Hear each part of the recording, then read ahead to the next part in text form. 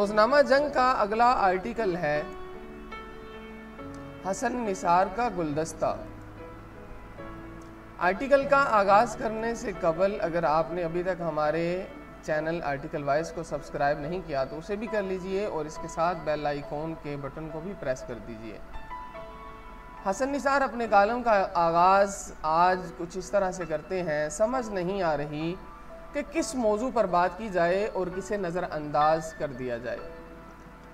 ایسی صورتحال میں بہتر یہی ہے کہ ہر موضوع کے ساتھ ہلکی پھلکی چھیڑ چھاڑ کے بعد اسے ذہین قارئین کے ضوابط دید پر چھوڑ دیا جائے کہ حتمی نتائج تو وہ خود اخذ کریں۔ شروع کرتے ہیں نون لیگ کے رانا ثناءاللہ سے، جو آج کل ٹاک آف دی ٹاؤن ہیں۔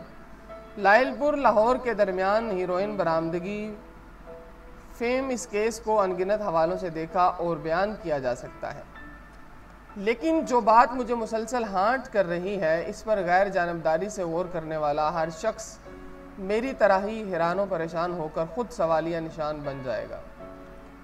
پورا پاکستان جانتا ہے کہ لائل پور المعروف فیصل آباد کے شیر علی اور عابد شیر علی خاندان کا رانا ثناءاللہ سے کس قسم کا تعلق ہے۔ دونوں لیگی اور محاورتاً ایک دوسرے کے خون کے پیاسے ہیں۔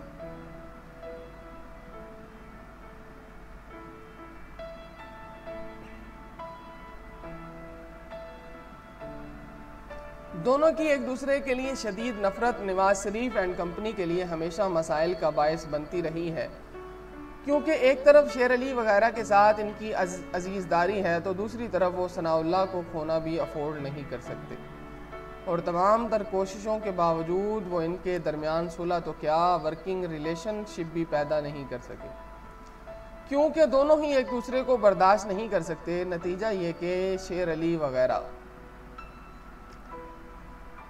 وغیرہ نے رانا ثناءاللہ پر سرعام قتل تک کے الزام لگائے، جس کی فوٹیج بھی دستیاب ہے، لیکن ان سیاسی حریفوں نے آج تک رانا ثناءاللہ پر منشیات کے حوالے سے کبھی انگلی نہیں اٹھائی، جبکہ شاید منشیات فروشی ان چند دھندوں میں سے ایک ہے جو چھپائے نہیں چھپتے، اور چند مہینوں نہ صحیح چند سالوں میں اس کی بدبو دور دور تک پھیل جاتی ہے۔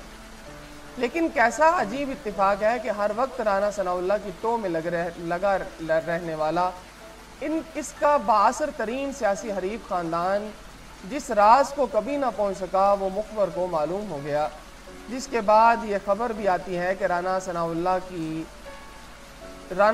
سے ہیروئن برآمدگی کی نہ تصویریں موجود ہیں نہ کوئی ویڈیو ہی دستیاب ہے، تو حالات حاضرہ کے حق میں دعا ہی کی جا سکتی ہے۔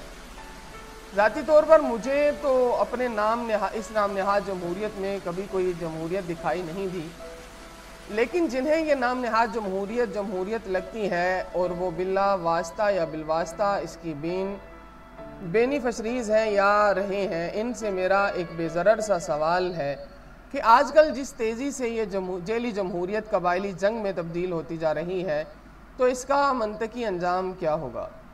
جہاں تک تعلق ہے نون لیگ کے اندر ٹوٹ پھوٹ، شکست و ریخت اور دھڑے بندی کا، تو اس کی وجہ پی ٹی آئی ہرگز نہیں بلکہ چاچا بھتیجی کے درمیان وہ رسہ کشی ہے جس نے نون لیگیوں کے اعصاب برباد کر دیے ہیں، اور انہیں سمجھ ہی نہیں آ رہی کہ چاچا بھتیجی میں کس کے پلڑے میں اپنا وزن ڈالیں یا کس کے دربار کی زینت کا سامان بنے، کہ دونوں طرف ہی آگ برابر لگی ہوئی اور اقتدار کی آگ جہنم کی آگ سے کم نہیں ہوتی۔ اس کنفیوژن اور اعصاب شکن کھینچاتانی کا نتیجہ یہ ہے کہ لوگوں نے کان لپیٹ کر ادھر ادھر ہونے یا کنارہ کشی کرنے کا فیصلہ کر لیا ہے۔ جو زیادہ سیانے ہیں انہوں نے وقتی طور پر سین سے ہی غائب ہونے کا فیصلہ کر لیا ہے۔ جب تک اونٹ یا اونٹنی کسی حتمی کروٹ نہیں بیٹھ جاتے یہ غائب رہیں گے۔ ایک اور انتہائی نازک، حساس اور اہم بات کہ گزشتہ 4 ہفتوں میں مار دھاڑ، قتل و غارت کی خبروں پر غور کریں تو آپ کو اندازہ ہوگا کہ معاشرے میں عدم برداشت کا گراف خوفناک حد اور خطرناک حد تک بلند ہو گیا ہے۔ یہاں 3 باتوں پر فوکس کرنا ہوگا۔ اول، معاشرے کا معاش سے تعلق بہت گہرا ہے، یعنی معاشیات انسانی نفسیات پر فیصلہ کن انداز میں سر انداز ہوتی ہیں۔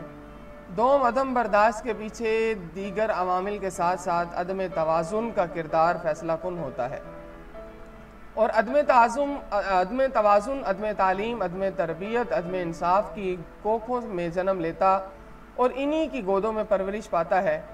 स्वयं गौर करना होगा कि अदम बर्दाश्त को जन्म देने वाला अदम तवाज़ुन कुछ ज़्यादा ही तेज़ी से ज़रबें तो नहीं खा रहा। ख़ुसूसन गुर्बत, महंगाई, बेरोज़गारी और इक़्तिसादी गैर यकीनीपन। याद रहे कि डॉलर के उतार चढ़ाव का फ़िशार खून की कमी बेशी से बराह रास्त और बहुत गहरा ताल्लुक़ है। यहाँ तक कि इस आदमी के ब्लड प्रेशर का ताल्लुक़ भी डॉलर से है, जिसने कभी डॉलर देखा तक नहीं। तो हुकूमत को इक़्तिसादी हिकमत अमली तय करते हुए बसीरत से भी काम लेना होगा और बसूरत दीगर अदम बर्दाश्त का दायरा फैल भी सकता है और इसका चेहरा भी तब्दील हो सकता है। याद रहे, यह तब्दील शुदा चेहरा मौजूदा चेहरे से ज़्यादा डरावना होगा। चलते चलते हुकूमत को स्टील मिल के हवाले से दाद ना देना ज़्यादती होगी। स्टील मिल को प्राइवेटाइज ना करने का फ़ैसला ज़रूरतमंदाना होने के साथ साथ दानिशमंदाना भी है। स्टील मिल को पब्लिक प्राइवेट पार्टनरशिप के तहत चलाने के नतीजे में इंशाअल्लाह कामयाबी कदम चूमेगी कि असासे बेच कर अयाशियाँ करना नाखलफ औलादों की निशानियों में से एक है, और जो कपूत नहीं सचमुच सपूत होते हैं वो असासों में इजाफ़ों का सबब बनते हैं, इन्हें बेचते नहीं हैं। ये था आर्टिकल हसन निसार का गुलदस्ता।